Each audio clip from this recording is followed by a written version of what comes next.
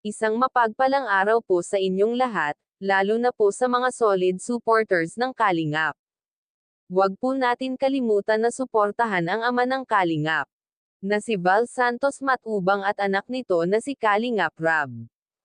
Computer para sa kanila, Tres Marias excited na. Yan po ang ating pag-usapan ngayon, kaya kung bago ka pa lang sa channel na ito, pakiusap po sa lahat ng nanonood ng video ng Kalingap, wag po natin skip ang ads. Isang malaking tulong na po yan sa mga tinutulungan ng Kalingap, lalo na po sa mga pinapabahayan ng Kalingap.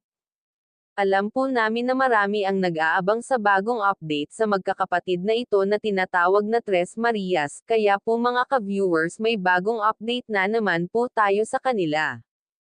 Ayon po sa ating mga mahal na tagapanood, gusto nila sana na magkaroon ng computer ang Tres Marias para sa pag-aaral nila, kasi naisipan po nila na sa computer na yan mas marami pa ang matutunan ng magkakapatid na ito.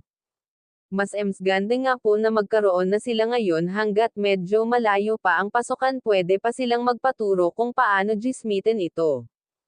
Para po sa aking sariling pananaw naman po, sana kung magkaroon sila ng computer. Ang problema nga lang po ay baka hindi na sila pumasok sa pag-aaral at yan na lang ang atupadyan nila.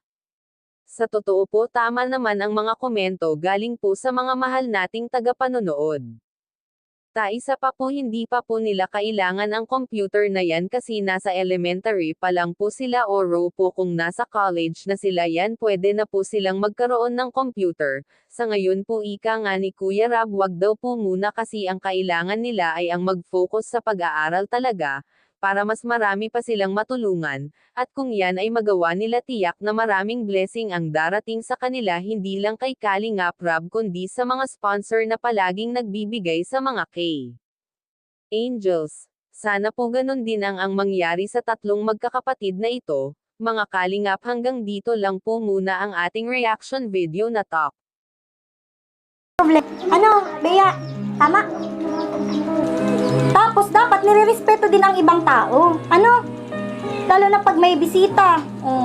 May bisita, nagsiring sa Indo sila, si mga tiyaon. Dapat nire-respeto din ito. Si tito, tita, maamin. Diba sabi ko sa Indo, dapat pag nahiling si tito, tita, na-bless. Sa aga, dapat maaraman ko, tatao na kamong mag-bless, ha? Tatao nang mag-amin.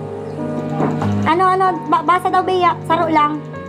Bea, sabi ko baga pag inahapot na simbag dapat. Paano yan?